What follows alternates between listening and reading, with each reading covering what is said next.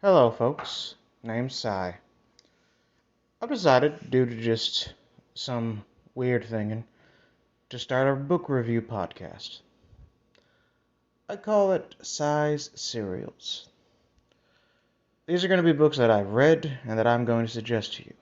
I'll give you a little detail, go into a few details, but quite frankly, most of these are probably going to be books that I haven't read or returned to, but still probably remember a decent level enough to give you a good, a bad, a maybe, a no way, and a hell yes and a hell no.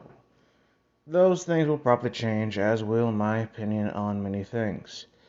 But I'll start today's serial with He Who Fights with Monsters by Shirtaloom. You heard me right, folks, Shirtaloom, which I'm guessing is a joke about mushrooms, but either way. It's a lit RPG series that, fundamentally, is probably out of Australia. Mostly because the main character is Australian, and a lot of the lingo seems Australian in origin, but that could be that just the main character is Australian. Let's begin with saying this. Guy gets teleported to another world. And I'll be honest with you, unlike most isekais, actually no, not like most isekais, very much like most isekais, he has to die to get there. It starts, as I should say, with Jason Asano waking up in a Hez maze. In a world he doesn't understand, naked as the day he was born. Truly a moment of ridicule. Or wonder. Either way. Really, what I can just say is this, that he basically stumbles his way into becoming an adventurer. Not really going to go into much detail about that, but literally, he stumbles his way into adventuring because he happens to be summoned onto a property that has blood cultists on it. And just so we're clear, when I say blood cultists, I don't mean people that fundamentally cultivate blood power. No, I mean people that fundamentally use human sacrifice, mostly blood, to try to end the world. Either way. Let's say this. I'll start off this review by saying the best way I can say is that this is a good book. Read it. Read it all the hell. In fact, I'm pretty sure you won't be able to stop once you start. Because the guy has probably already written the majority of his books. He's just formatting them and cutting them up into separate books and selling them on Amazon. Because Amazon is a great place to sell your shit. But I'll start at this. Basically, in this world, magic's a thing. Magic is a thing, and that happens. Weird monsters happen, villages get destroyed, and they have to do something. So they gotta make adventurers. Magic is weird in this instance that it's not basically earth, wind, fire, and air. No, it's more anything is anything. For example, in this world, there are essences. That's what they're called, essences. Each essence could be anything. Essence of duck, essence of bird, essence of gun, essence of stick, essence of water. Basically, they're basically themed. And when I say themed, I literally mean themed. The entire thing is themed. Even the point that it doesn't even tell you what power you're going to get if you eat this thing. And I do mean eat, as absorb, as in literally, you pop it into yourself and bam, you get a water-themed ability. That is not hyperbole either. Water-themed.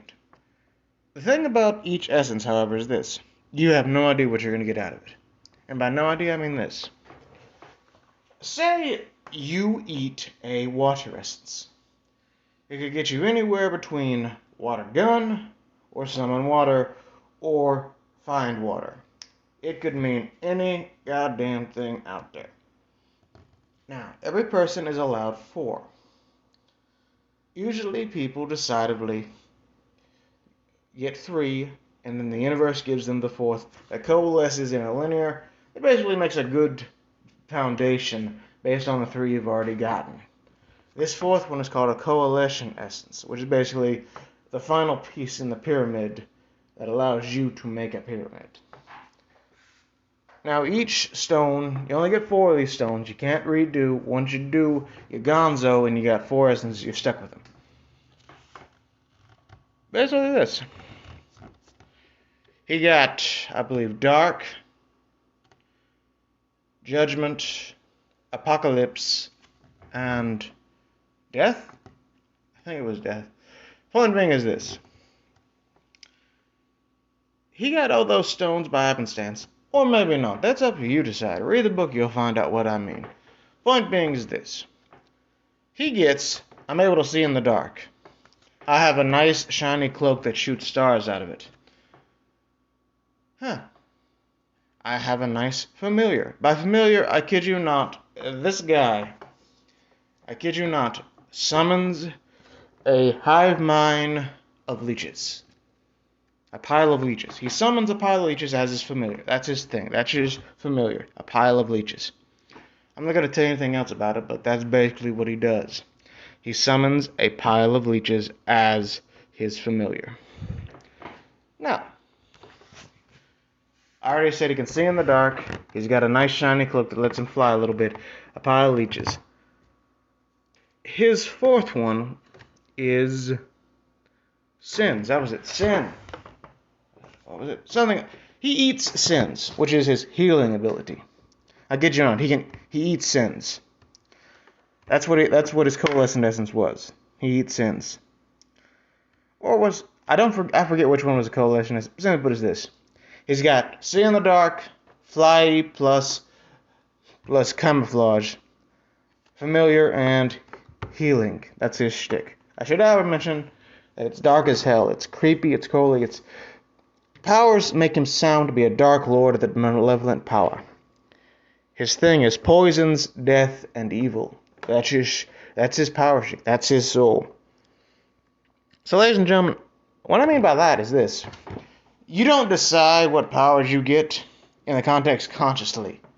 Your soul, in other words, the founding piece of yourself that you have no intake in, decides what powers you get depending on what stones you eat. That's the shtick of He Who Fights with Monsters. It's basically a guy whose powers make him a monster. Fighting monsters. He's already become one. He's just trying not to let that define him.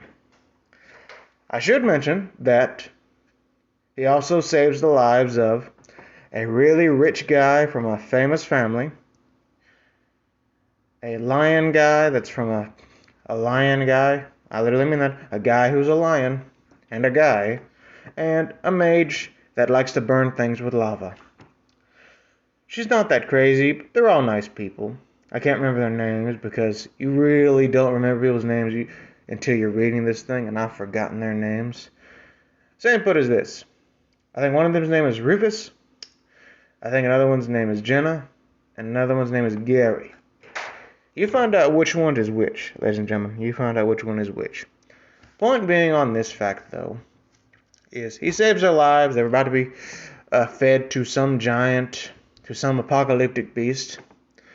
Yeah, some giant apocalyptic beast. Turns out, however, that apocalyptic beast was actually, you know what, I won't even say. You'll find out. Point being is this. Da-da-da-da-da-da-da-da-da. They save the day. They go out. Then they gotta cross the desert to some people. They find a town. They join adventurers. And he basically becomes an adventurer. He has adventures. He makes friends with the local rich kid who's not so bad. With a famous family. You know the story. It's a cultivation story, of course. One thing is this, though. He's trying to do his job. Problem is, the system is corrupt as hell. Corrupt as hell, as most systems are. Problem also comes to one simple fact. This kid is not what you might call your average protagonist. And by average protagonist, I simply mean that he's not dumb. He may play the part of a dumb man, but fundamentally, I'll make this clear to you. They give him the name in the book, Affliction Specialist. It is a common use term, which basically means this. He is death by 1,000 cuts. And those 1,000 cuts allow him to also to heal himself. He can also heal the ailments of others by eating their sins. In other words, he can cure cancer. He can cure blindness. He can cure lots of shit by eating their sins. In fact, he even meets an old doctor that supplies him with some alchemical ingredients and some clear liquid wash. Also, speaking of clear wash, which is basically magic soap. You drop it on your head and bam, you're clean. And I don't mean just clean. I mean this soap literally surrounds you and eats every morsel that is dead skin and dirt. You are clean as you're going to be. As in, like, modern clean to medieval dirty. Medieval dirty versus modern clean. That is how clean you're going to be. But the reason why I bring up this modern clean and this clear wash stuff is simple. When you reach,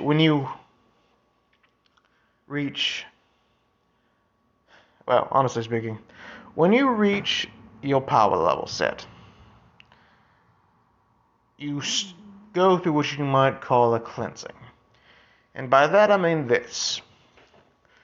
Once you have all your power, all 4 cornerstones of your power base, and you've got slots in each of them, which you get 1 every time you use a stone. Every time you use awakening stones, which are basically this. You fill up your slots with powers that are basically awakening stones. Now, once you fill up all your slots, I should say this to you right now. You will barf and shit yourself black. I don't mean black as in the race or fundamentally the skin tone. I mean black as in London streets. Street urchin that is slowly dying of... Well, let me think, what was it called? What is this? London streets during Industrial Revolution. Dead body that's been very well hidden, sort of dark and death. Like bile, like poison bile from the stomach black. Every impurity in your body is just shoved out of your body. That is what happens when you get all 4 of these power stones. Or essences, I guess you could say. Awakening stones are basically how you fill up the 5 slots on each essence. Each essence, I believe, either gives you 4 or 5 slots. In other words, 4 powers for each essence, thus allowing you to grow. There's different ranks of authority. There's iron, bronze, diamond. Iron, bronze. Iron, bronze, gold. Iron, bronze, silver, gold, diamond. Now, iron is what you start out of. Once you reach iron level 1, you go through the first cleansing. And I kid you not, you really don't want anyone you love seeing you like this. I kid you not. It'll shove everything out of you. Your shit, your impurities, your defecation. Basically, it is a forced tempering of the highest order, if you know what I mean when I say that. I'd say read it. Read this book. It's funny as hell.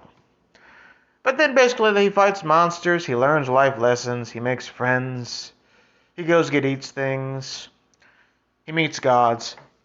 Saying that, I should say, the gods take a firm grip in society in this world. They exist. In fact, he meets knowledge. And I kid you not, that's her name. No, hey, I'm Maria, I'm the goddess of knowledge. No, her name is Knowledge. Because people really don't think much out of knowledge. They just pray to it. She's all about finding it yourself. She knows every single thing every person on the planet knows. I kid you not. That's what she does. She is knowledge. She knows every bit of knowledge about everything that every person on the planet knows. In other words, every god keeps an eye on everything. Point being is, though, I should say this to you. Gods exist. Main character's not a fan. Mostly because religion is religion. You know how it is here. You know how religion is on the planet Earth. He remembers that, the loss of life. not the caring or the compassion that most faiths try to sell. He remembers what they still possess within. Point being is this, that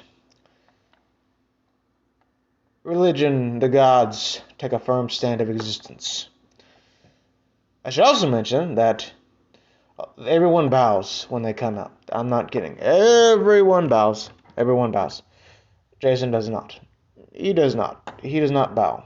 Because I'm pretty sure a lot of people from this planet, if we went to this other planet, or this realm, would not bow either. Because, simply put, these gods are just representations of shit. In fact, there's one god I think most people would hate. He's the god of purity.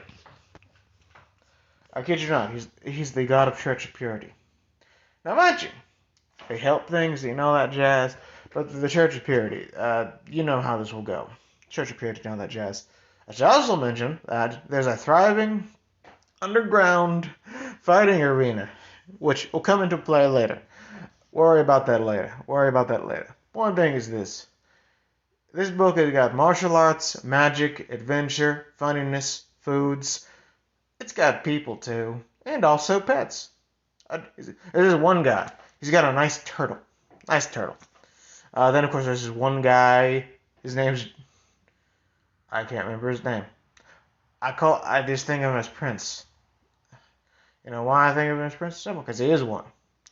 But he's not one of those bad princes. He's trying to be a hero. He's trying to be that prince that thinks and understands the people, problems and shit. He's got a baby dragon. I kid you not. One of his is dragon, and he has a baby dragon. Cool. Gives him a sword. That's what he gives him. He's your shining knight prince type guy. His mother is a politically minded individual who fundamentally is a ruling member of a rich-ass family. Her son has no idea what the hell's going on most times, and is more about, I must save everyone! Let me fight the hordes of monsters! I kid you not, that has happened. That is his mindset. That is literally his mindset of all things. That is his thoughts, his opinions. He is that guy. That rich bastard who fundamentally isn't a bastard. That's him. I can't remember what his name is, but he's friends with Jason, and they're friends too. I kid you not, however, that it's just funny. It's a great place. I suggest everyone read the book. It's a good book. That's what I say. But then I should also mention one more thing. That there's also a lot of monsters. Like, trust me when I say to you, there's bargainings. Oh, I should also mention, I think it's either the centuplets or the quadruplets. There's either 4 or 5 of these guys. There's always I can't remember what the naming scheme is, but literally speaking, there's a tailor, there's a gate guard, there is a assistant, I kid you not, gate guard, tailor, politician, handsome, and 5, and criminal. I kid you not, 5 guys, each sounding names, and literally speaking, and I kid you not, all of them agree, oh, you haven't met my brother. He's the handsome one. You know why he's handsome? Because literally speaking, and I kid you not, this power system makes your body perfect the higher powerful you go. Diamond and gold. Diamond gives you immortality. Gold gives you power beyond the extreme. Silver, beauty, but also at a cost. I kid you not, at a cost. Trust me when I say it's at a cost. What that cost is, you'll find out if you read. Read these books, I say. Read them, for they are important. Point being is this. Basically this. The entire book is basically him getting a feel for shit, saving people's lives, meeting people, being friendly, and all that jazz. It's a good book. Read it. And fundamentally, all I can say to every single one of you is this. He Who Fights with Monsters is a hell yeah for me. That's He Who Fights with Monsters by Shudder Loom, which is a hell yeah. You can find it on Amazon, Audible, and Royal Road, which I'm probably saying is you probably would want to do Royal Road before you do Amazon, unless you want to give the author and whatever cut Amazon gets out of Audible and Amazon their free shit. I should also say that it is on Kindle Unlimited, so fundamentally, do what you will, for it is your choice.